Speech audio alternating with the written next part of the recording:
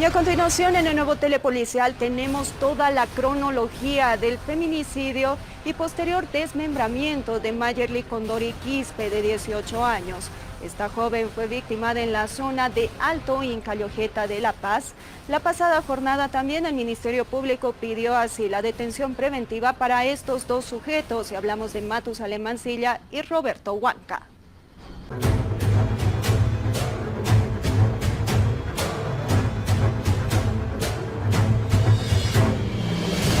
Lunes 6 de septiembre, partes de un cuerpo humano son hallados en la zona Alto Incallojeta de La Paz, colindante con la avenida Max Fernández. Es más, la cabeza se hallaba a unos metros de las otras extremidades. La Fuerza Especial de Lucha contra la Violencia toma conocimiento del descuartizamiento de una persona de sexo femenino hasta ese momento no identificada.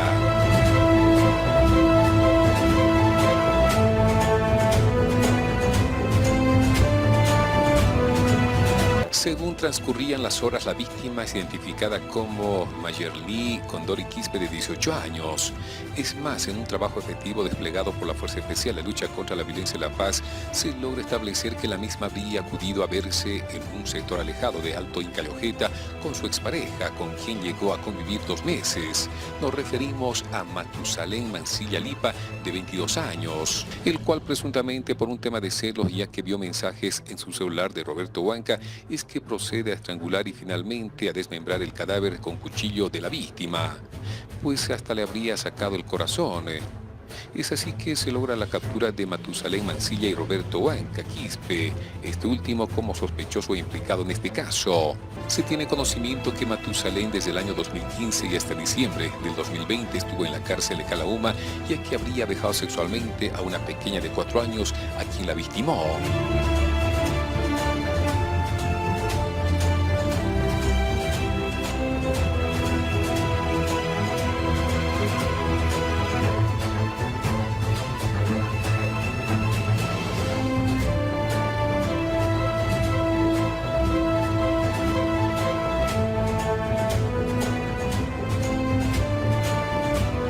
Este sádico sujeto, Matusalén Mancilla Lipa, sería procesado por asesinato y sus agravantes.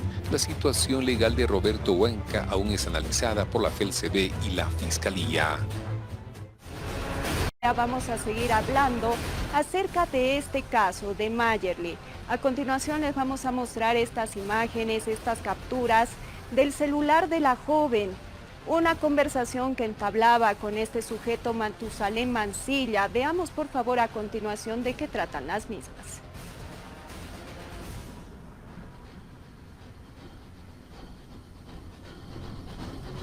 Bueno, Wilson, ahí estamos viendo un chat, ¿no?, que tenían ambas partes, Matusalén, también esta joven, que ya tiene inclusive la hora ahí expuesta.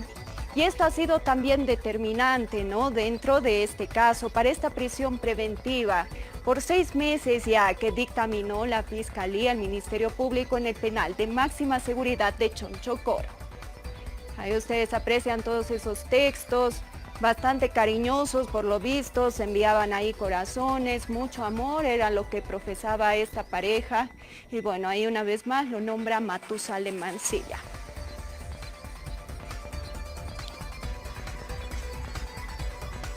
No deja de ser conmovedor, es obvio, ¿no? Pero los abogados estudiamos ¿para qué? Para defender. Y si al final no puedes defender, sin encontrar una condena justa y que sea acorde a los hechos, ¿no? Convenios, tratados internacionales, Constitución Política del Estado Plurinacional de Bolivia te da el derecho de tener un abogado defensor y te da el derecho también de que tú elijas el abogado de confianza que puede atenderte. Los hechos se han ido suscitando paulatinamente. Primero vino el caso de feminicidio de la ciudad de El Alto, del multicine, del supuesto feminicidio. Al día siguiente se ha suscitado este lamentable hecho del joven que ha perdido la vida, que es el joven Anaquín, que en paz descanse.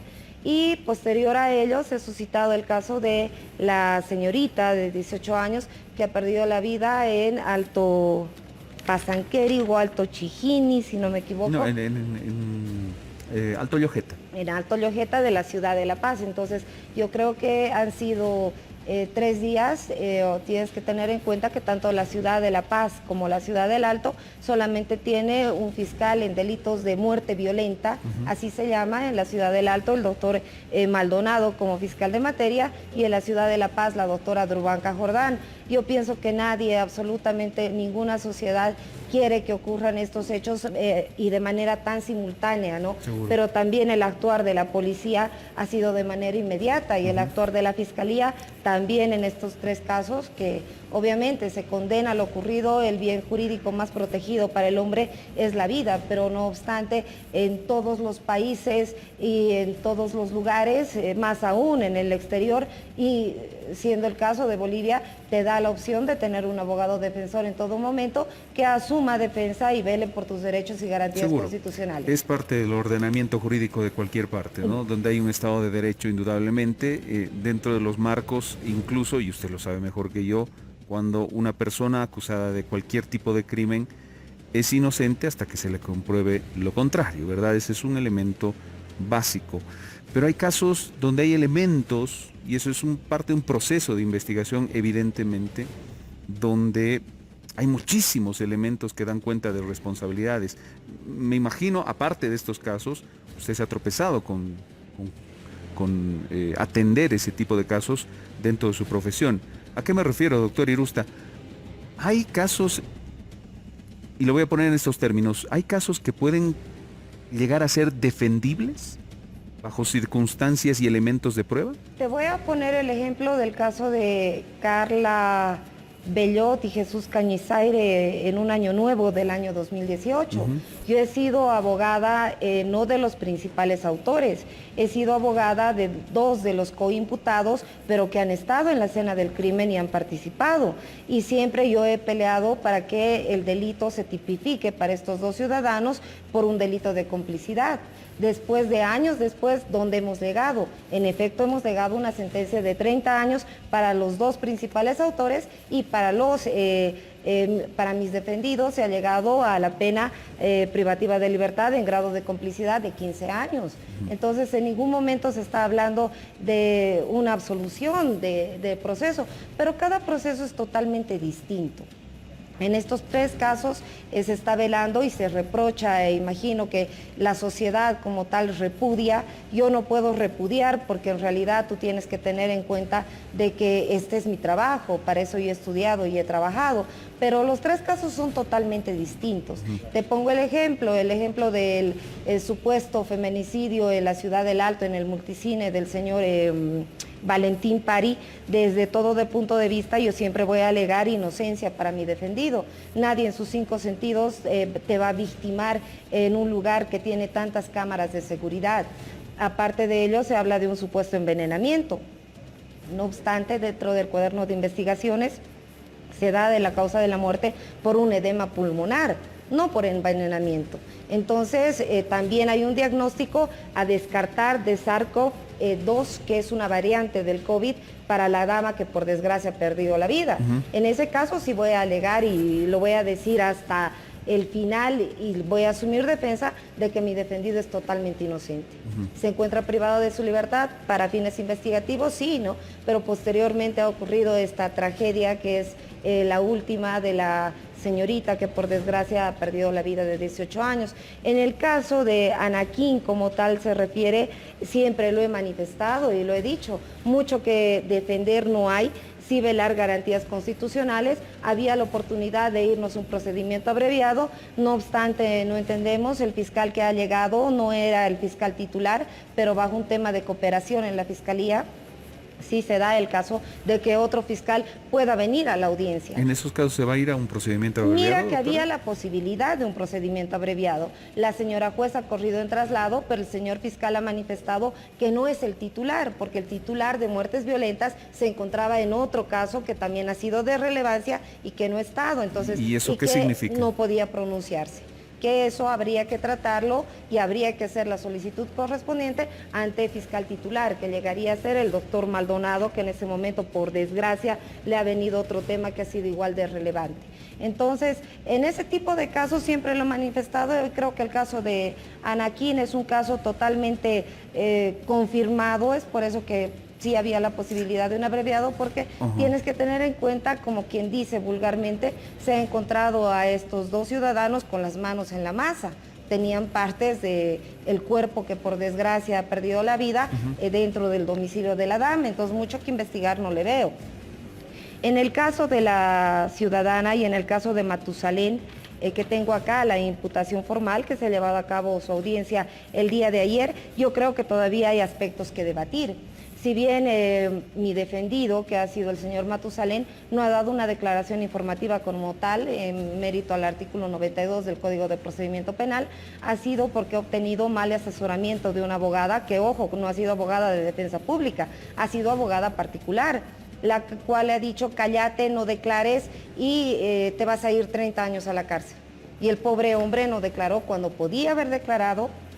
Si bien no declarado, le ha contado previo a la audiencia, a la lectura de derechos a la señora fiscal, qué es lo que habría pasado. Y es precisamente mérito y es concordante la imputación con la versión que da mi defendido, porque tienes que tener en cuenta que aquí hay dos autores que habrían participado del hecho. Uno que es el señor Matusalén, a quien se los indica y bueno, lo tenemos más como que en la mira por el tema de tener un supuesto antecedente anterior, pero que ojo, no sale con sentencia condenatoria absolutoria. No hay un rehab que acredite de que este ciudadano se ha sometido a una sentencia previa. Pero ese puede ser, doctor, un error procedimental de archivo, qué sé yo, pero los casos existen y las sentencias están ahí. No, es decir, no me imaginaría que lo han encarcelado cuando era menor de edad sin ningún tipo de sentencia. Ese ya es un tema administrativo, ¿no? Pero tienes que tener en cuenta que esto es como el cacho. Lo que se ve se anota. Ah, caramba. Y ahora con la ley 1173 no recae en el imputado o en la defensa técnica del imputado el demostrar. Recae en la fiscalía y en la parte acusadora. Seguro. Y la misma señora representante del Ministerio Eso Público en cuanto a antecedente. ha manifestado que no hay antecedentes. Eso en Si yo cuanto no a tengo un antecedente. rehab, se presume que no ha existido. Eso ameritará Ahora, pues un proceso, una investigación. ¿Qué pasó? Y eso llama la atención y seguramente va a seguir dando de qué hablar. ¿Por qué? Porque una persona menor de edad, acusada de un delito, por ser menor de edad, se lo envía a un centro especializado para menores de edad, sentenciado y todo aquello, que se supone hay un antecedente y no aparece ese antecedente, ya es un tema pues de locos. Pero bien, eso ya, como le decía, es un tema administrativo que se tendrá que verse en su momento. Lo absolutamente coyuntural, usted como abogada, doctor Irusta, conversa con sus clientes. Ellos han admitido en los dos últimos casos, el de Álvaro y Matusalén. Uno, ellos han mostrado algún tipo de arrepentimiento. Dos, ellos han admitido el crimen y ahora simplemente el procedimiento es saber qué pena les va a tocar o cómo es la cosa. A ver, en el caso de Álvaro, sí, en todo momento ha brindado su declaración ante la policía, ha coadyuvado con la policía. Autor confeso, yo diría que sí, pero no se ha dado por un tema legal de procedimiento el que se acoja a un procedimiento abreviado. Se ha manifestado la teoría de que se estaría buscando de que él se eche la culpa para salvar a la novia. No, el delito es intuito persona, cada quien ve qué es lo que hace o qué es lo que ha hecho. Mucho que debatir en el caso del joven Anaquín, que repito, ha perdido la vida por desgracia, no hay. Pero en este tipo de casos, por ejemplo, en el caso de Matusalén, con la muerte de esta señorita que por desgracia la han matado de una forma tan abrupta y violenta, sí hay, porque hay otro coactor ¿Qué hay pendiente en ese que responde al nombre de Roberto Huanca Quispe. Si bien mi defendido no ha manifestado de manera oficial y no ha firmado el acta correspondiente por mal asesoramiento jurídico, te vuelvo a señalar, porque muchos abogados piensan de que vete a los 30 años y punto. En este caso sí hay mucho que debatir. Este ciudadano ha manifestado y le ha dicho al señor juez, ejerciendo su derecho, que le asiste en el artículo 8 del Código de Procedimiento Penal, como se han suscitado los hechos. Este ciudadano no ha agarrado y ha filmado con su celular bajo un tema de morbo. Ha filmado abajito de su celular a este ciudadano que responde al nombre de Roberto Huanca Quispe, que es quien le ha quitado la vida, quien cuenta con 34 años de edad. El informe o la declaración de la señora madre también da a conocer conocer y jamás echa la culpa directamente al joven. El joven tenía una relación sentimental con la señorita, sí, perfecto, que ha sido una relación de concubinato, pero también acepta en esta imputación formal y está en la declaración de la señora, de la madre de esta señorita, de que posterior a ello ha conocido por el Facebook, y yo con mucho cuidado por el Facebook. La mayoría de los casos se dan, tú le preguntas, ¿y dónde lo has conocido? No, se ha hecho mi contacto por el Facebook y no te das cuenta que vas a tener contacto con un asesino serial. Lo ha conocido este señor Roberto y tienes que tener en cuenta la vulnerabilidad. La dama contaba con 18 años de edad, mi defendido tiene escasos 21 años de edad y el hombre que le ha quitado la vida tiene 34 años de edad. Perdón, la teoría que usted tiene, doctor Iruste, es que quien quitó la vida de Mayerlin no fue Matusalén, sino fue Roberto. Exacto. ¿Esa es su teoría? Sí, sí, no es mi teoría, es lo que está plasmado en la imputación. Es su teoría, porque eso lo tendrá que demostrar en el proceso. Bueno, doctor. en realidad yo estoy muy de acuerdo con la señora fiscal, porque a través, y ha coadyuvado en todo momento con el proceso este ciudadano, a través de él es concordante su declaración con los hechos acontecidos.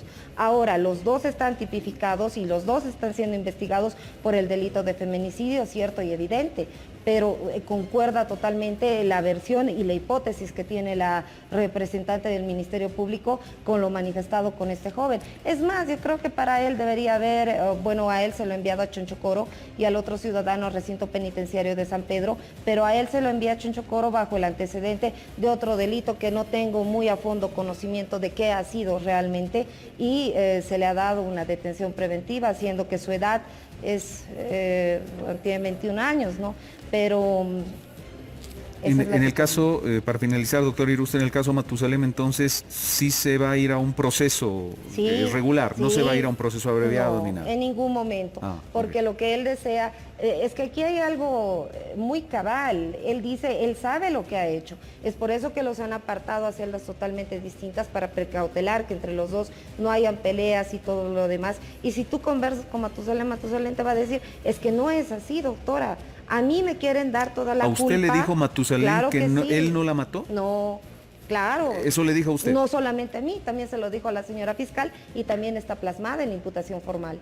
Quien le ha quitado la vida de una manera violenta, que no voy a dar a conocer porque ya la policía ha dado a conocer estos extremos que han sido por demás violentos, ha sido este ciudadano que responde al nombre de Roberto Huanca. En el caso de mi defendido ha demostrado y ha desvirtuado riesgos procesales de fuga, solamente ha quedado latente la actividad, pero de todas formas, ¿no? Es un delito gravoso, es uno de los delitos más graves en los cuales puedes estar implicado delito de feminicidio, sí. No creo que este ciudadano tenga una libertad tan pronto. No es como la sociedad piensa de que este ciudadano de pronto asumiendo defensa o va a pasar algo y de pronto va a salir a las calles y va a volver a matar. Eso no es así. Bien. Es por ello que la policía y la fiscalía actúa de forma tan rápida en este tipo de casos, ¿no? Que evidentemente son conmovedores ante la sociedad, pero si en realidad todos serían buenos, no existiríamos los abogados como tal y no habría a quien defender y la carrera de derecho no existiría.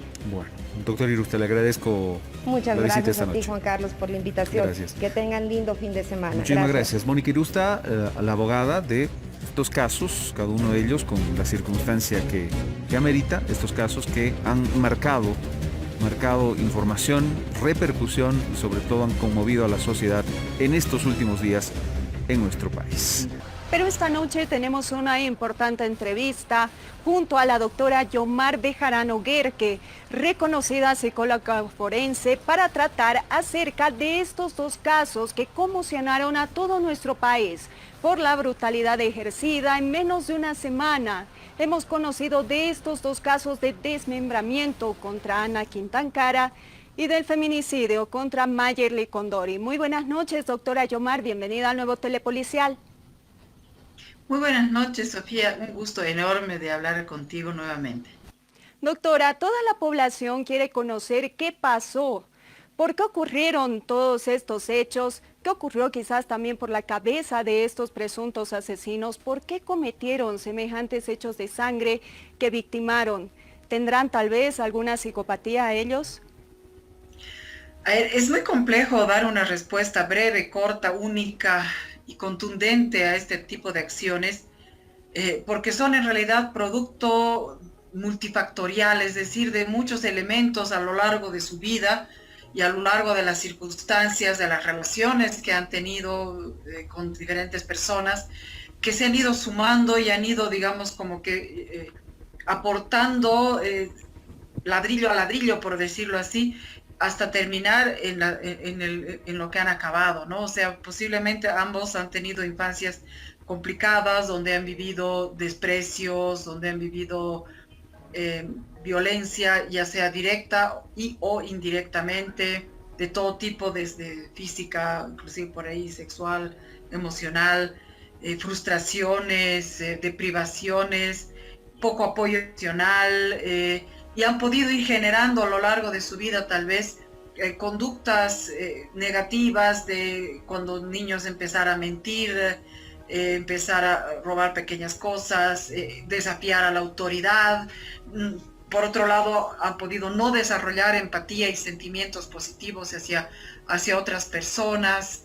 Después pueden haber tenido un desarrollo, digamos, de falta de empatía, falta de, o sea, ha podido desarrollar insensibilidad ante los dolores y tal vez a su vez por eso generar un deseo de satisfacción inmediata sobre las cosas, desarrollar una impulsividad en la vida, no con falta de tolerancia a la frustración, cosa que cuando tienen problemas no buscan soluciones adecuadas, que pueden tardar, pero que son positivas, proactivas. Al contrario, su búsqueda de soluciones es disruptiva, es inmediata, es impulsiva, y por lo tanto puede ser muy violenta, como hemos estado viendo en estos casos. Exacto, doctora, pero también mucho se habló acerca de la actitud.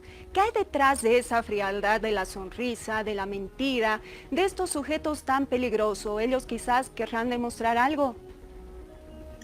Es posible, ¿no? Claro, establecer alguna cuestión absoluta sin haberlos evaluado directamente no es correcto, pero sí se pueden plantear hipótesis, ¿no? Y cuando vemos que la persona que había victimado a Anakin muestra una sonrisa ante las cámaras cuando le quitan el barbijo, es un poco, digamos, manifestar o dejar clara su posible psicopatía, en sentido de querer mostrarle al mundo que él está por encima de esta situación de detención, que no está arrepentido del crimen que ha cometido, que inclusive ha podido encontrar cierta satisfacción en ello.